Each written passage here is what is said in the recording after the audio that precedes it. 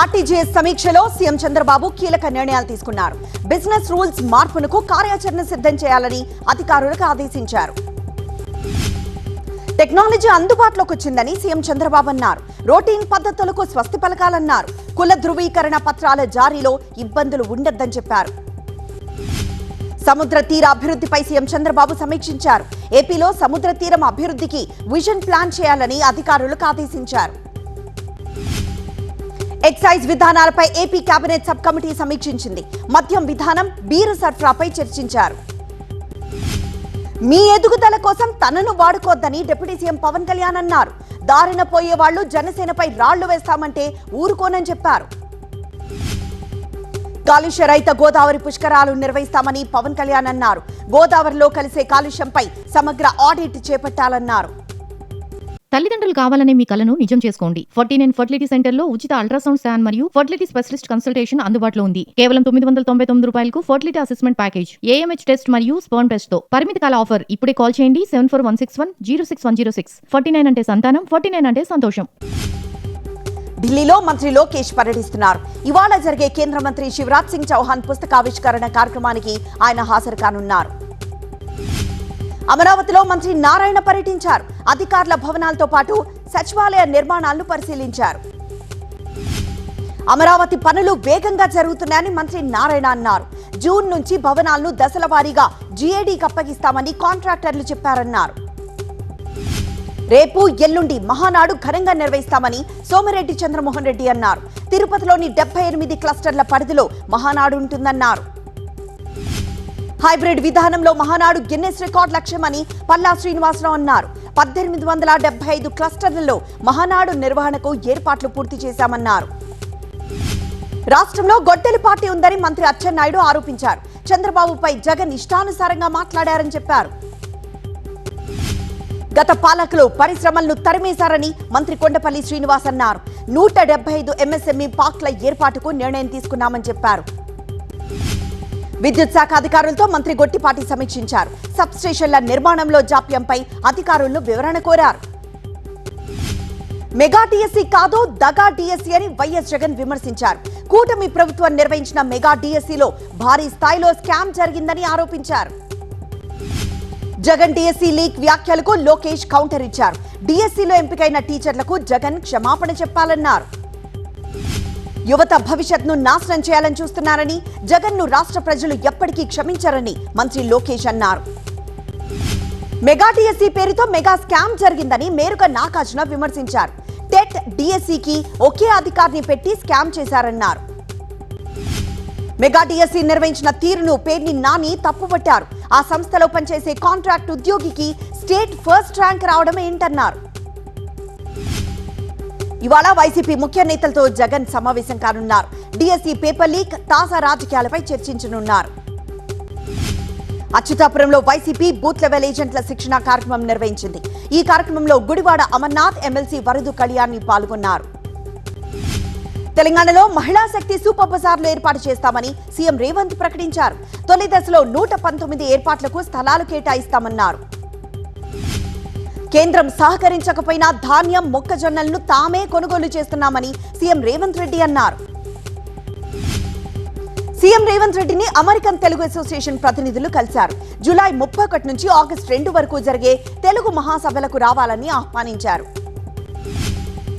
మంత్రి దామోదర అధ్యక్షతన ఇవాళ నాగర్ కర్నూలు కలెక్టరేట్ లో సమావేశం జరగనుంది. ప్రాజెక్టుల పురోగతి, భూసేకరణ, పెండింగ్ పనులపై చర్చించనున్నారు. మహిళా వారోత్సవాలను విజయవంతం చేయాలని మంత్రి సీతక్క అన్నారు. మహిళలను పారిశ్రామికవేత్తలుగా చేయడమే లక్ష్యమన్నారు.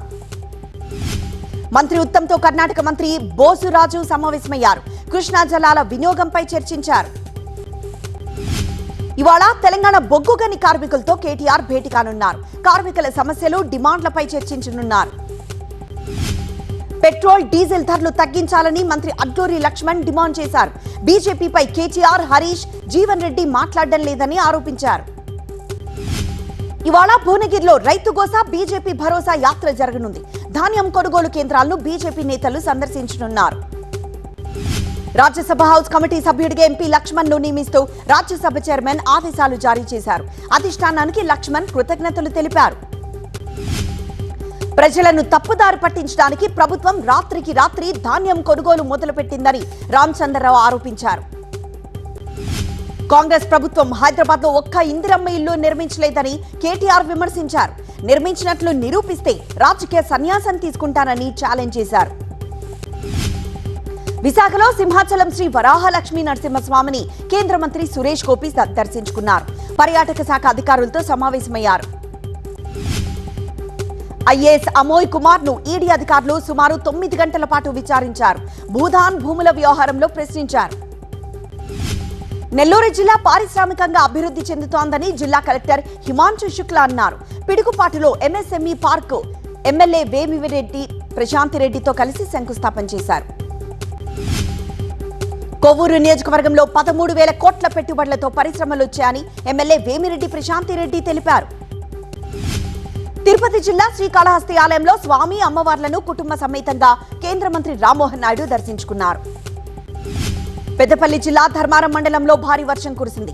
కొనుగోలు కేంద్రాల్లో ధాన్యం తడిసిపోయింది.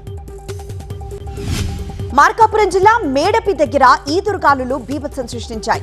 గాలుల ధాటికి టోల్ ప్లాజా మొత్తం కొట్టుకుపోయింది. సూర్యాపేట జిల్లా పాలకవేడు మండలంలో ఈదురుగాలులతో కూడిన వర్షం కురిసింది. చెరువు తండాలో ఒక వృద్ధురాలి ఇంటి పైకప్పు ఎగిరిపోయింది. మెదక్ పట్టణంలో ఈదురుగాలులతో కూడిన భారీ వర్షం కురిసింది. పలు చోట్ల చెట్లు స్తంభాలు కూలిపోయాయి. విద్యుత్ సరఫరాకు అంతరాయం ఏర్పడింది. ఎల్లారెడ్డిపేట వీర్నపల్లి ప్రధాన రహదారిపై భారీ వృక్షాలు విద్యుత్ స్తంభాలు విరిగిపడడంతో రాకపోకలకు తీవ్ర అంతరాయం ఏర్పడింది. మైలవరం నియోజకవర్గంలో ప్రకృతి ఒక్కసారిగా ప్రకోపించింది. ఈదురుగాలులు వీయడంతో భారీ వృక్షాలు కుప్పకూలాయి. ఇబ్రహీంపట్నం జాతీయ రహదారిపై భారీ వృక్షాలు హోర్డింగ్లు అడ్డంగా పడిపోవడంతో కిలోమీటర్ల మేర వాహనాలు నిలిచిపోయాయి. ఎన్టీఆర్ జిల్లా జక్కైపేటలో ఈదురుగాలులతో వర్షం పడింది. నేల కొరిగిన భారీ వృక్షాలు కరెంటు పోల్స్ ను అధికారులు తొలగించారు. అమలాపురం కలెక్టరేట్ ఎదుట ఆక్వా రైతులు ఆందోళన చేపట్టారు. ఎగుమతిదారులు మేత కంపెనీలు సిండికేట్ గా మారి రొయ్య ధర తగ్గించారని ఆవేదన వ్యక్తం చేశారు. అనకాపల్లి జిల్లా రేవుల పోలవరం సముద్ర తీరంలో మత్స్యకారులు నిరసన తెలిపారు. 20,000 రూపాయల ప్రభుత్వ సాయం అందలేదని ఆవేదన వ్యక్తం చేశారు. డీజీపీ వీసీ సత్యనారాయణ మొయినుద్దీన్ కుమారుడు ఫర్హాన్ కలిశాడు. తన తండ్రి హత్య కేసులో ప్రధాన సూత్రధారులను అరెస్ట్ చేయాలని కోరారు. కాళేశ్వరంలో సరస్వతి అంత్య పుష్కరాలు ఘనంగా జరుగుతున్నాయి. తెలంగాణ నుంచే కాకుండా మహారాష్ట్ర నుంచి సైతం భక్తులు తరలివస్తున్నారు. వరంగల్ పోలీస్ కమిషనరేట్ పరిధిలో పోలీసులు కార్డన్ సెర్చ్ నిర్వహిస్తున్నారు. డ్రంక్ అండ్ డ్రైవ్ పరీక్షలతో పాటు సరైన పత్రాలు లేని వాహనాలను సీజ్ చేశారు. ఏపీ మాజీ జీఏడీ అధికారి చిన్నప్పను ఏసీబీ అధికారులు అరెస్ట్ చేశారు. ఆదాయానికి మించి 2,76,00,000 రూపాయల విలువైన ఆస్తుల్ని గుర్తించారు. నిజామాబాద్ జిల్లా చంద్రన్పల్లి హైవేపై లారీ టైరు పేలడంతో వెనక నుంచి వస్తున్న వాహనాలు ఒకదానికొకటి ఢీకొన్నాయి. ఈ ఘటనలో పలువురికి గాయాలయ్యాయి. తెలంగాణలో ఎండలు మండుతున్నాయి. ఒక్కరోజే వడదెబ్బకు 54 మంది మృతి చెందారు. అత్యధికంగా ఉమ్మడి వరంగల్ జిల్లాలో 17 మంది చనిపోయారు. ఇవాళ ఏపీలోని పలు ప్రాంతాల్లో వర్షాలు కురుస్తాయని వాతావరణ శాఖ తెలిపింది. అక్కడక్కడ పిడుగులతో కూడిన వర్షాలు పడే అవకాశం ఉందని చెప్పింది. పల్నాడు జిల్లా అచ్చంపేట రోడ్లో వాకింగ్ ట్రాక్ పక్కనున్న చెట్లకు మంటలంటుకున్నాయి. విద్యుత్ వైర్లు ట్రాన్స్ఫార్మర్లు తగలబడ్డాయి. కరీంనగర్ జిల్లా ఎల్లంపల్లిలో దుండగులు వరి కొయ్యలకు నిప్పంటించడంతో మంటలు రాజుకున్నాయి. కోల రవీందర్ అనే రైతుకు చెందిన పొగాకు దగ్ధమైంది. సీఎంలకు ధర్మేంద్ర ప్రధాన్ లేఖ రాశాడు. పకడ్బందీగా నీట్ నిర్వహించాలన్నారు. రాష్ట్ర ప్రభుత్వాలు అప్రమత్తంగా ఉండాలని సూచించారు. తమిళనాడు సీఎం విజయ్ కీలక నిర్ణయం తీసుకున్నారు. 50,000 లోపు వ్యవసాయ రుణాలు మాఫీ చేయనున్నారు. ఇకపై తమిళనాడులో విడుదలయ్యే కొత్త సినిమాలకు వారం రోజుల పాటు రోజుకు 5 షోలకు అనుమతిస్తామని సీఎం విజయ్ ప్రకటించారు. కర్ణాటకలో సీఎం కుర్చీ పంచాయతీ కొనసాగుతోంది. ఇవాళ సీఎం సిద్ధరామయ్య డీకే శివకుమార్ ను ఢిల్లీకి రావాలని హైకమాండ్ ఆదేశించింది. తమిళనాడులో ఏఐఏడీఎంకేకు 3 ఎమ్మెల్యేలు రాజీనామా చేశారు. స్పీకర్ కు రాజీనామా లేఖలు సమర్పించారు.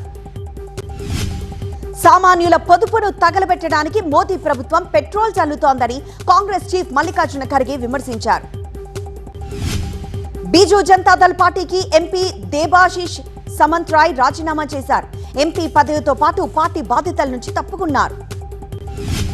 పశ్చిమ బెంగాల్లో డిటెక్ట్ డిలీట్ డీపోర్ట్ ఆపరేషన్ కొనసాగుతోంది. అక్రమ చొరబాటుదారులపై ప్రభుత్వం ఉక్కుపాదం మోపుతోంది. ప్రతి జిల్లాలో హోల్డింగ్ సెంటర్ల ఏర్పాటుకు సీఎం సువేందు అధికారి ఆదేశించారు. 2024 తర్వాత భారత్లోకి ప్రవేశించిన వారిపై ప్రత్యేక నిఘా పెట్టారు. మోదీ పొదుపు చర్యలను తప్పుపట్టడం సరికాదని కేంద్ర మంత్రి నిర్మలా సీతారామన్ అన్నారు. పశ్చిమాసియా సంక్షోభంతో ఇంధనం ధరలు భారీగా పెరిగాయన్నారు. రూపాయికి ఒక నిర్దిష్ట విలువను సెట్ చేయలేమని ఆర్బీఐ గవర్నర్ సంజయ్ మల్హోత్రా అన్నారు. కరెన్సీ మార్కెట్ను స్థిరంగా ఉంచేందుకే తాము ప్రాధాన్యత ఇస్తామని చెప్పారు. జాతీయ దర్యాప్తు సంస్థ ఎన్ఐఏ జమ్మూ కశ్మీర్లో సోదాలు నిర్వహించింది. శ్రీనగర్, షోపియాన్ జిల్లాల్లో 3 చోట్ల దాడులు చేపట్టింది. జమ్మూ కశ్మీర్లోని రాజౌరి తుపాకీ మోతలతో దద్దరిల్లుతోంది. ఉగ్రవాదులు నక్కిన అటవీ ప్రాంతాన్ని సాయుధ దళాలు చుట్టుముట్టాయి. జైపూర్లో మంచినీటి కొరతను రాష్ట్ర ప్రభుత్వం పట్టించుకోవడం లేదని కాంగ్రెస్ కార్యకర్తలు ఆందోళన చేపట్టారు. జలమండలి కార్యాలయాన్ని ముట్టడించేందుకు ప్రయత్నించారు. చెన్నై శివార్లోని మనాలి ప్రాంతంలో ఉన్న ఆయిల్ కంపెనీలో మంటలు ఎగిసిపడ్డాయి. బాయిలర్లు పేలడంతో కార్మికులు పరుగులు తీశారు. జమ్మూ కశ్మీర్ గుల్మార్గ్ లో సాంకేతిక లోపంతో కేబుల్ కార్లు గాల్లో నిలిచిపోయాయి. కేబుల్ కార్ క్యాబిన్లలో చిక్కుకున్న వారిని అధికారులు క్షేమంగా కిందకి దింపారు. ఢిల్లీలో భారీ అంతరాష్ట్ర మద్యం స్మగ్లింగ్ గ్యాంగ్ ను పోలీసులు పట్టుకున్నారు. వారి దగ్గర నుంచి 1.50 కోట్ల విలువైన అక్రమ మద్యాన్ని స్వాధీనం చేసుకున్నారు. ఉత్తర భారతంలో ఎండల తీవ్రత మరింత పెరిగింది. ఢిల్లీ, పంజాబ్, యూపీ తదితర రాష్ట్రాల్లో ఎండలు మండిపోతున్నాయి.